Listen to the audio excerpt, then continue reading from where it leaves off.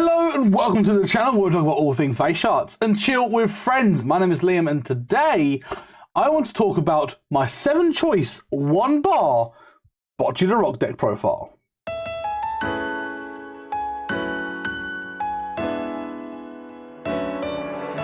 Now if you are new to the channel here, please consider hitting that subscribe button, and if you enjoy what we do here, please let me know by hitting that like button.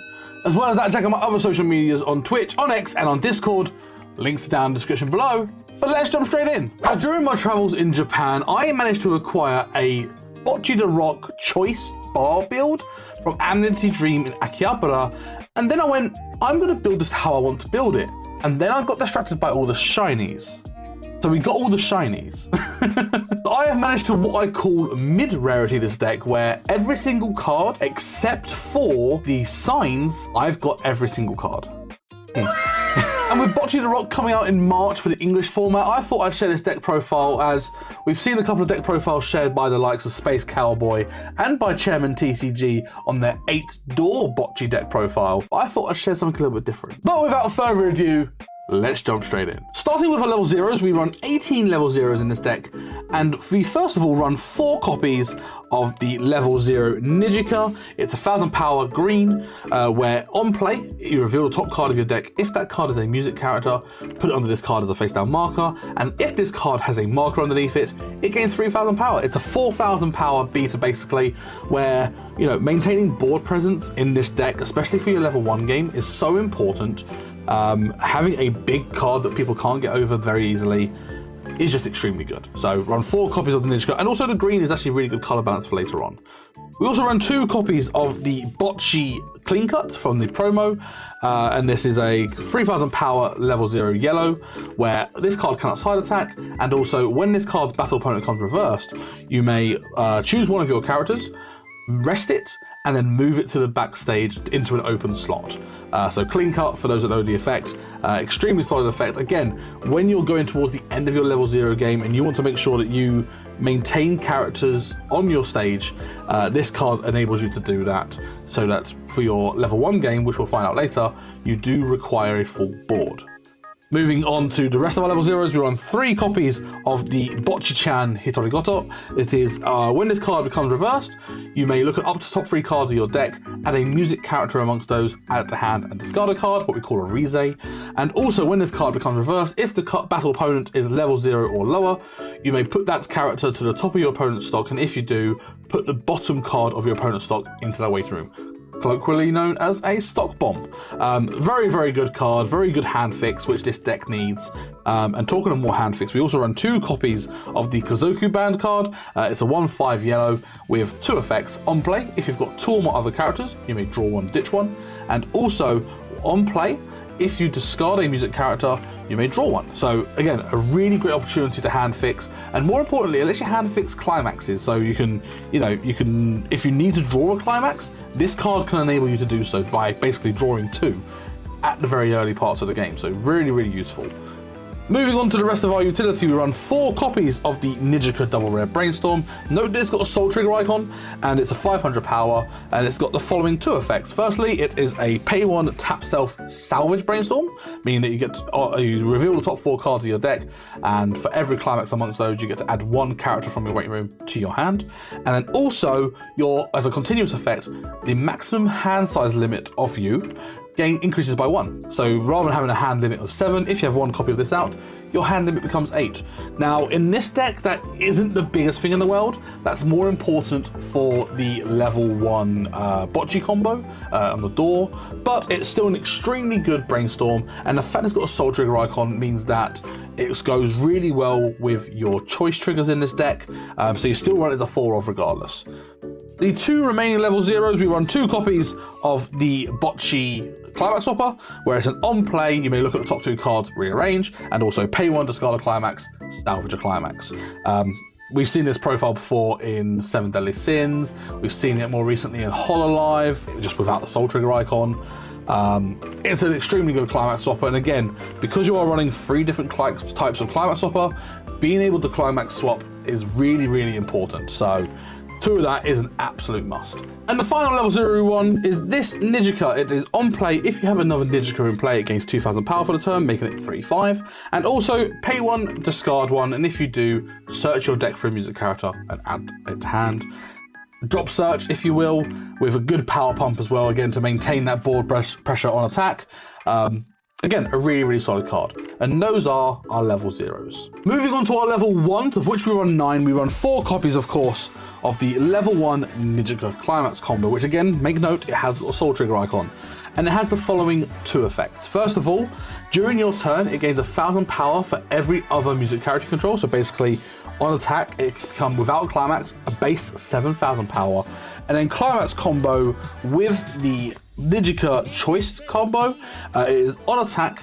If you have a full board, i.e. 4 or more other music characters on your stage, you may choose 1 character in your waiting room, add it to your hand or to your stock, and if you add it to stock, this character gains 2,000 power. So with the Climax, this character could easily get to 10,000 power if your opponent's got an oppressive board. Looking at you, Chainsaw Man. But not only that as well, if you just need to add to hand as well, you can do that. And again, you can maintain your hand like quantity as well. So a really, really good level 1 combo. It is a little bit inconsistent because of the requirement of requiring 4 or more other characters, which does make it a little difficult, but it is still super solid and a very viable combo from, just from playing it in my experience. We also run 3 copies of this Bocchi. This character is, when this card attacks for the turn, it gains 1,000 power for every character your opponent has. So it's 3,000 base. If your opponent's got a full board, that means it's 8,000 power without anything else. And then when this card's battle point becomes reversed, if you have a Climax with a choice trigger icon in it, you may draw 2, and if you do, discard 2. Really, really solid. Again, a fantastic hand fix. Again, when you're trying to make sure you got the right Climaxes in hand, you might accidentally have too many Climaxes in hand. It does happen, where you can just hand fix and make sure you prepare yourself for a new refresh state. This card is really, really nice, and the fact that, on its own with the Climax, you can get to 9,000 power without much help. It's just a really, really good level 1 for 0 cost as well. When you're running 7 choice trigger icons, I think this is a really, really nice addition. The final level 1s we run 1 copy of the NIJIKA sister. I can't actually remember her name. But this card is, during your turn, all of your other Hitori or Bocchis or NIJIKAs gain an extra 1,000 power. And also you may rest this card, and if you do as an activity, you may choose one of your music characters and give it the following effect. When this card's battle opponent becomes reversed, you may put that card into their stock and then put the bottom card of their stock into their waiting room. So it's kind of a, if I get bigger than you, you're going to stock regardless of what level you are. And the fact, again, your level 1s get to 8,000, 10,000 potentially, 9,000 very easily. 10,000 with this as well, because again, this gives an extra 1,000 power. So you're looking at 9,000, 10,000, potentially 11,000 on the level 1 combo. It's kind of good. And just having that ability to board remove as well is really, really nice. And talking of board removal, the final level 1 rerun is the 1/1 Bocchi. This card is, when this card becomes reversed, if the character facing this is a higher level than your opponent's actual level, you may send it to stock, and if you do, put the bottom card of your opponent's stock into the waiting room. A anti-change, a stock bomb anti-change. And also, when this card becomes reversed, during this card's battle, you may discard 2 cards from your hand, and if you do, heal 1. So if you do end up with too many cards in hand, or enough cards where you can still manipulate and you just need to heal down a little bit, this card lets you do that, which is kind of cool. It's not very often I use the second effect, but it's really nice to have it just in case. But more importantly, it's there for the anti-change, especially when your opponent might have some form of hexproof. Looking at you, Slime. This deals with Slime very, very well. If Slime does get re-hit in English, whereby the Shuna Global Hexproof does get hit in the restriction list, I would potentially consider dropping this for English.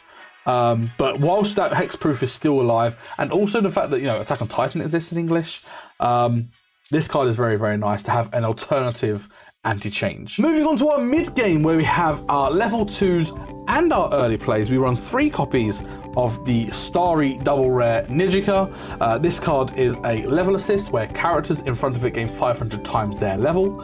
And also, you may rest 2 of your characters and discard a named card, which is itself. And if you do, put the top 2 cards from your deck into your stock. Now, doesn't seem like the best effect in the world. And I would say in 70% of my games, I don't even use this card as a card on the field. I will use it as, oh, I trigger a choice, let's send it to stock. Or, oh, let's trigger the choice, get it to hand, and I'll clock it as a free clock fodder. However, there are situations where in this deck, you can use this effect really well and still basically be able to force yourself to try field your early plays, which isn't the easiest thing to do in this deck. Normally you go into level 2 with, say, somewhere between 4 and 7 stock. And if you're on the lower end of this and you still want to be in a position where you try field your early plays, this card allows you to do that very nicely. So I run it as a 3 of. I was contemplating running it as a 4 of. And if I was to run it as a 4 of, I'd probably, again, as I said, drop this level 1 and run a 4th copy of this. However, at the moment in time, I think 3 copies works absolutely fine. And it's just it can be very situational, but in those situations where it does work, it is extremely useful. Moving on to our final level 2, we run 1 copy of the anti-change Bocchi counter.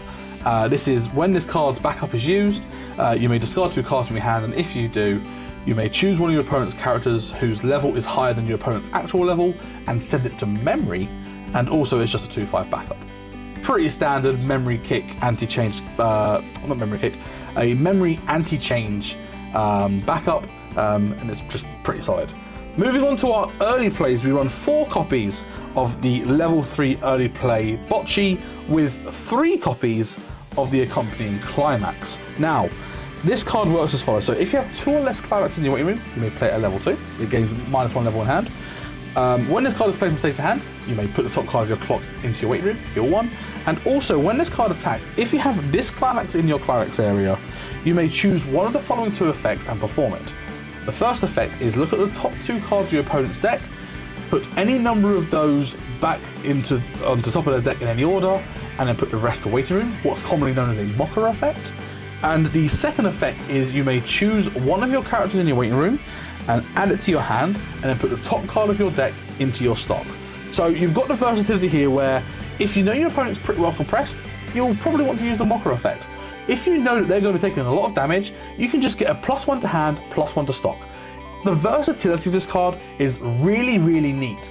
And also the consistency of getting this card out is really, really good. And that is purely because of this level 3.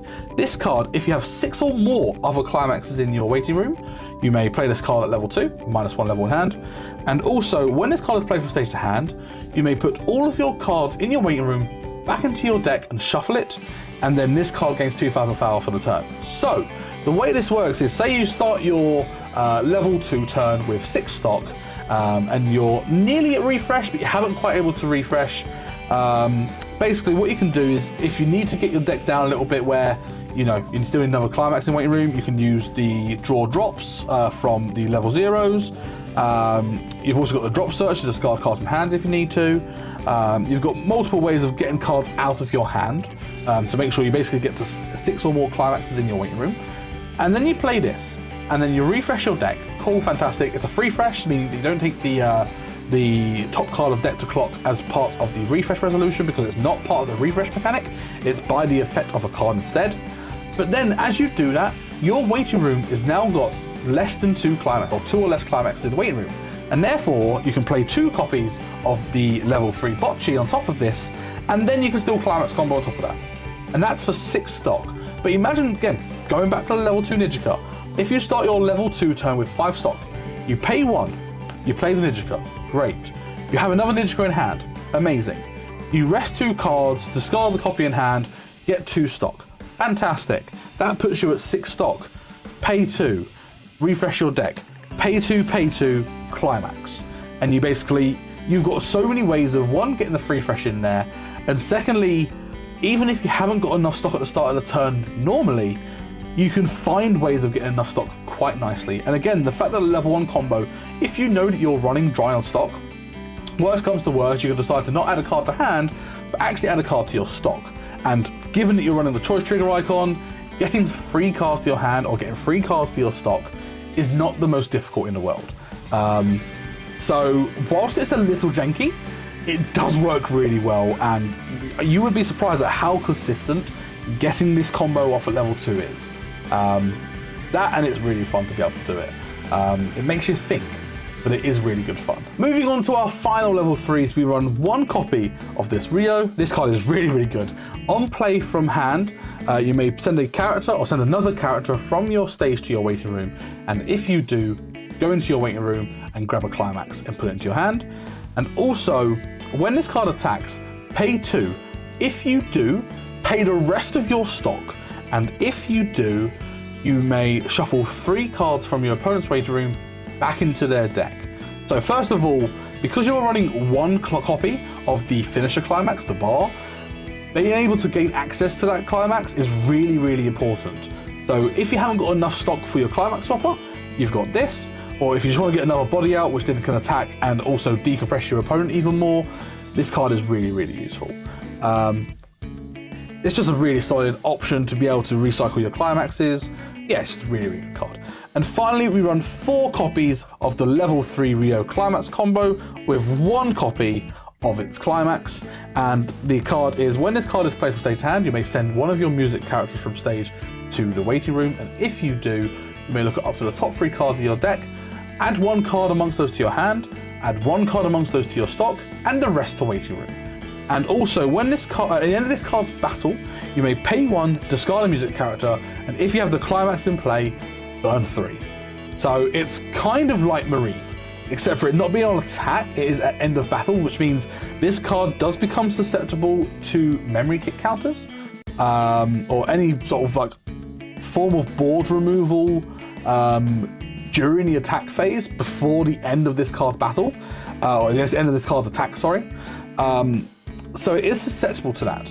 However, burn 3 can be better than burn 2. So it increases the ceiling of the card.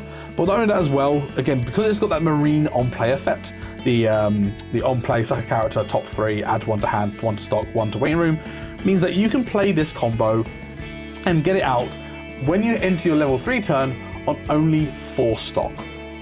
And that's really, really neat because, you know, you are using a lot of stock for your mid-climax combo, your level 3 Bocchi, potentially your free freshes. So it means that you've got some real versatility, so you haven't got to over-store stock throughout the game, and you can be quite greedy with it during your mid-game. But yeah, basically, these 2 cards work really well together in the sense of your stock resource and your stock management, and that's the deck. It's really, really solid, really, really fun. Is it the best Bocchi deck? Probably not. However, if you want a Bocchi deck that is really, really fun to play, absolutely try this out. But if you're interested in seeing other Bocchi Rock profiles that I've got lined up, let me know in the comments below. And if you're interested in seeing some gameplay of this, check me out on Twitch, where I do use this deck on stream. And also, I might do a video where I'm using the Vice-Fort simulator, showing off what the deck can do. But that is it for this video, and that is my 7-choice 1-bar Bocchi the Rock deck profile. What do you think, and did you enjoy this video? If you are new here, please make sure you hit that subscribe button. And if you enjoyed this video and you enjoy what we do here, please let me know by hitting that like button. And as always, please check my other social medias on X, on Twitch, and on Discord. Links are down in the description below. But apart from that, thank you so much for watching, and I look forward to seeing you in the next one. Bye!